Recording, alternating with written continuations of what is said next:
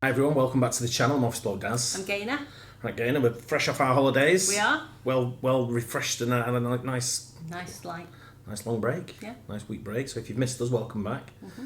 We did try to get some done while we were away, but it just didn't work. Yeah. So here we go, back on it. So don't forget to like and subscribe for much more content that will be coming your way in the near few weeks. Yes. Common stereotypes about Americans. Infographics. Do you have any common stereotypes about Americans? I think one of the most noticed ones is they're very loud. I think what you get is, I enjoy talking to Americans, obviously, because we live there, and I enjoy talking to people from all over the world, no matter what country you're from. We just come back from a resort in Portugal where it's just full of like people from different parts of the world, wasn't it? It was just, Predominantly French. Predominantly French, yeah, but the people who worked there were from various parts of the world. But I think if you say to someone about, what's the stereotypes of a Brit, everyone say bad teeth, lager louts. It depends on where you go, sort of thing. But it's, I guess every country has its common stereotypes. But let's see what these ones are. Common stereotypes about Americans. Let's go.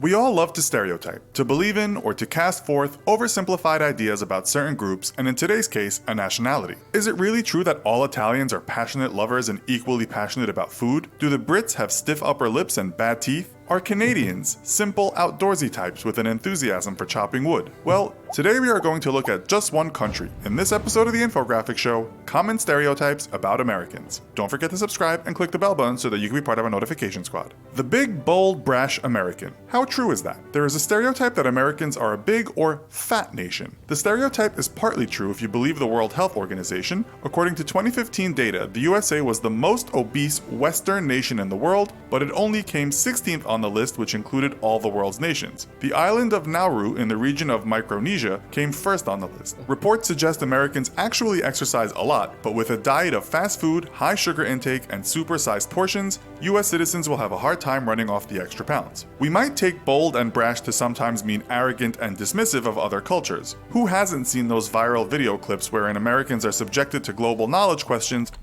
I think when you come to global knowledge, I think you can get it wherever you go in the world. Yeah. With different things. I've spoken to people many times from different countries where they say, what language do they speak in England? And it's not just Americans that say that. No. I'm saying it's not just Americans. It wasn't an American that said it. It was someone who was from Portugal who said that to me. But you've got it's probably on a wider scale because the USA is sort of like in the forefront of like social media, news outlets and stuff like that, and you get more news and more programming that comes from the USA than what you get from, say, Pakistan because it's on the screen. Yeah. But places like that, you don't get sort of like as much information coming out of foreign speaking countries as well. Yeah. Because if someone was doing an interview in Chinese, we wouldn't watch it. We wouldn't get it unless it was subtitled. But when you're coming into the USA and you're getting stuff from the USA, you're understanding it more because you're getting it in English. Yeah. So that's probably what it is as well. And come out looking like they know little about the world. According to the writer and habitually quoted academic Noam Chomsky, the average American knows a lot more about sports than global politics. The gas station attendant who wants to use his mind isn't going to waste his time on international affairs because that's useless. He can't do anything about it, said Chomsky, stating that people use their expertise where they think it counts. He also said to be critical and disobedient went against the grain, and so most Americans just join in the debate at the trivial level and know very little about deconstructing global politics. Someone writing on Quora said the education system, the TV media, are US-centric. She also pointed out that America is large enough to travel around extensively, and foreign travel can be prohibitively expensive. The State Department said in 2016 that 64% of Americans don't even own a passport. But then I was reading some of the comments, and a lot of the people on there said the reason they don't travel out of their own country is because they only get maybe 1 week holiday. Yeah, and it's so expensive. Yeah, the holidays you don't get a lot of in the USA. But I think if you go to, you could go to places like, I'm thinking of similar sized areas where it's populated as well. You could go into sort of like Russia and say to many Russians, have you travelled outside of Russia? Or have you travelled outside of Europe? Yeah. Many of them probably haven't. No. You go to many Brits. I know many Brits that haven't travelled outside of Europe. Yeah. And every year they go on a 2-hour flight, if that. Yeah, to so Spain. like different places like Spain all the time. But it's a lot of people I know that haven't travelled different places. But you need a passport to get to Spain. You don't need a passport to travel from New Jersey to Florida. No. So it's one of them where I never criticise people who don't travel. I think it's just a choice of personal preference what you want to do around the world. Yeah. And people say to me, "Oh, you're lucky because you've been here." I'm not. It's just because I have a personal preference to travel. Yeah. And then did it sort of thing. And I didn't always go with like money in your pocket or things like that. You go and you try and make needs do with whatever your budget is. Yeah. So I think to get out and travel does broaden the broadened your mind and broadened your understanding of different cultures. Yeah. And I really enjoyed dipping into different cultures. But I don't like, when people come about and start talking about different nationalities in a derogatory or a stereotypical way. I'm like, don't do it unless you've been there. Yeah. Unless you can go and sort of like point out and say that's what I'm talking about. You're going to get every stereotype. You are going to get Canadians who like chopping wood outdoors. You are going to get Italians that are great lovers and kissers or whatever it said. And then you are going to get Brits with bad seed and stiff upper lips. You're going to get that. Yeah. I wouldn't say it's common, but you do get it. Yeah. I say an Italian just waves his arms around and makes pizza. Yeah. And you could ask, with such a large and beautiful country, do they need one? Another stereotype related to lack of knowledge about other countries might be that Americans watch way too much television and that sometimes those shows are a tad mind-numbing. Well, Americans do top the list of being the most avid TV watchers in the world. According to a Recode article in 2016, the average American watches 4.3 hours of TV a day. The older generation more so than the younger generation, who prefer spending time using other devices. It depends on what you watch on TV, but one could ask if you could equate the global ignorance stereotype with being the country that is glued to what has sometimes been called the idiot box more than anyone else. We are starting to sound quite negative now. So what about all those positive stereotypes? The well-known English writer Stephen Fry once said that after traveling around the USA for a while making a TV program, one thing he most admired was the friendliness and positive outlook of Americans. He extolled what he called American optimism, and that American people believed they could improve and do what they wanted to if they tried. This all may boil down to what we might call the American dream and the pursuit of happiness. Are all Americans like this? A report by the United Nations Office on Drugs and Crime put Americans 8th on the list of most drug-addicted countries, noting that the prescription painkiller epidemic is presently very worrying.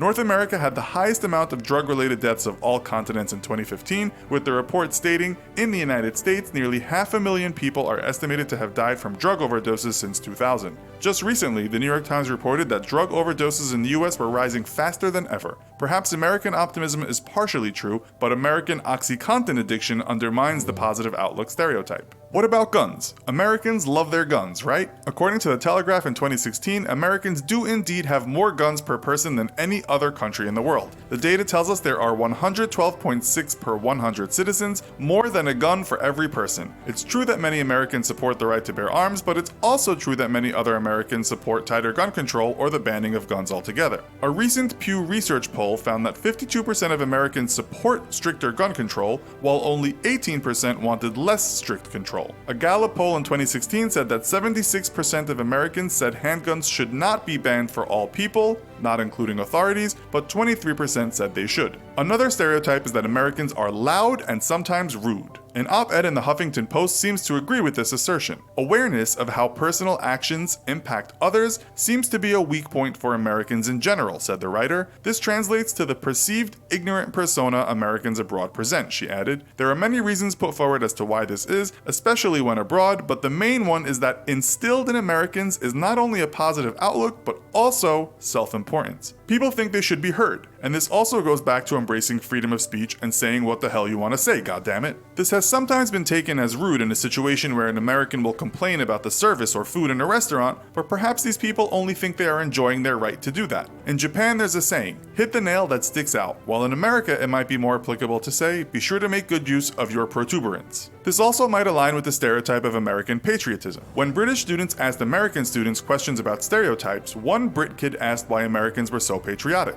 Some American students didn't deny it and gave good answers. One student said, "We are a major melting pot country. Rather than history or a common language that unites us, we are united by freedom, which is what it means to be American." It is, however, possibly a weak stereotype, as another student said he wasn't patriotic at all, and another called patriotism mere mob mentality. A Gallup poll said that in 2016, only 53% of Americans said they felt extremely proud to be American. This compares to 70% who said yes to that question in 2003. It said the younger generation was the cause of this huge change, which mirrors the mob mentality students' belief. Sometimes you'll notice in Europe there's a certain snootiness that Americans are not cultured. This to some extent could be true, as the United States is relatively new, and so we can't really credit the country for a renaissance of culture. But hold on, what about the great transcendentalist movement of the 19th century with its poets and philosophers that is making a comeback today against hyper-consumerist values? This later led to the free-spirited Beat generation and the books of Jack Kerouac. In music, America gave us the blues, originating from African Americans in the Mississippi Delta. It gave us New Orleans jazz. It gave us To a large extent, the hippie 60s and the American Kool-Aid acid test. In New York in the 70s, we got disco, and following that came the hip-hop movement. Throughout those years,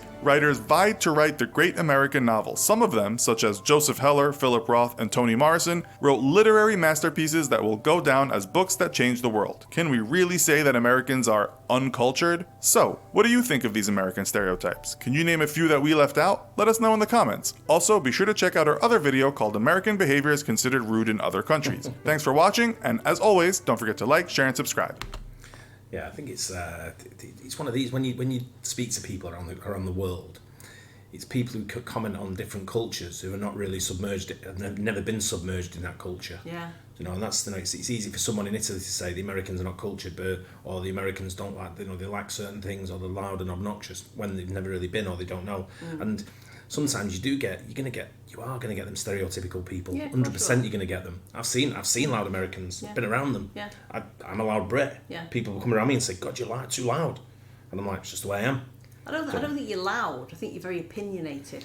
It's not. It's one of them where if you talk about it, then you're talking then about global politics and someone who knows more about sport and beer than what they know about global politics. That's how I know. If you want to talk to me about football or sport in general, I'll have a conversation with you till we're blue in the face about whatever it may be, and I'll have my opinions on sport, which everyone does, because you have your team or whatever it is, or the way you think about it.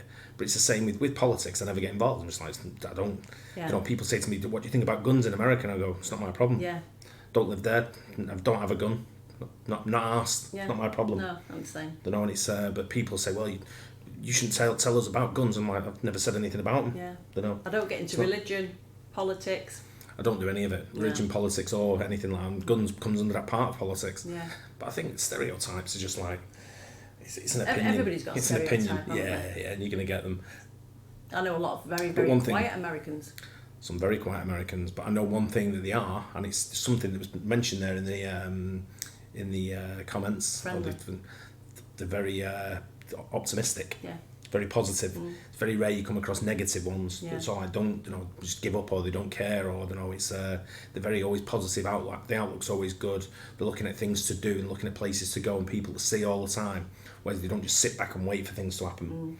Whereas the go-getters, and they are trendsetters around the world. When you look at most of the trends that come around the world, whether it be social media, whether it be movies, whether it be music, whether it be other stuff, poetry, books, whatever it may be.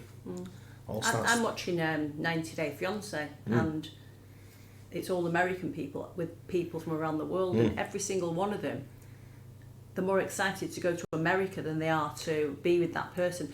Now, some of them, I think, you're just after a green card, but there are some genuine ones there that are falling in love, but they live right slap bang in the middle of nowhere and just want a better life for themselves. Yeah, and you see that, and people are quick to criticise a lot of things that go on in the USA, but at the same time they'll give up everything they've got living in their shitty country to go and live in the USA. Yeah, and that's what. And it's like, well, I thought the USA is that bad, but here's a green card. They'll be on the next plane, and they'll go because they know there's the access to wealth, there's access to security, there's access to freedom of speech and freedom, and that's what people don't. It's all right criticising people for it, but I'll tell you what, you'd take it in a heartbeat. Yeah. Yeah. There was one woman who's met somebody from Egypt, and when she greeted him at the airport, she gave him a big hug and a kiss.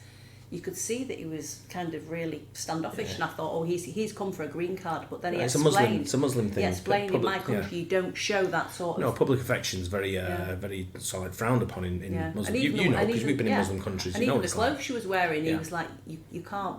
You're my fiancé now. You can't dress like that because she had like a local top and stuff. But at the same time as that, you can't change the way you are in your country to be. If you want to, you can obviously do whatever you want if you want to. But should you have to? If you're coming to the country where they are and they've grown up that, should you bring your culture into someone else's culture? That you're going into that? I'm not sure. It's one of them. It's again. She was happy to meet him halfway. It's an opinion. It's an opinion, is what it is. Well, there you go. Hope you guys enjoyed that. Let us know in the comments section what you think. Are the stereotypes true? And if they are, have you been and have you experienced it yourself? There you go. Don't forget to like and subscribe. We'll catch you on the next one. Bye. Cheers.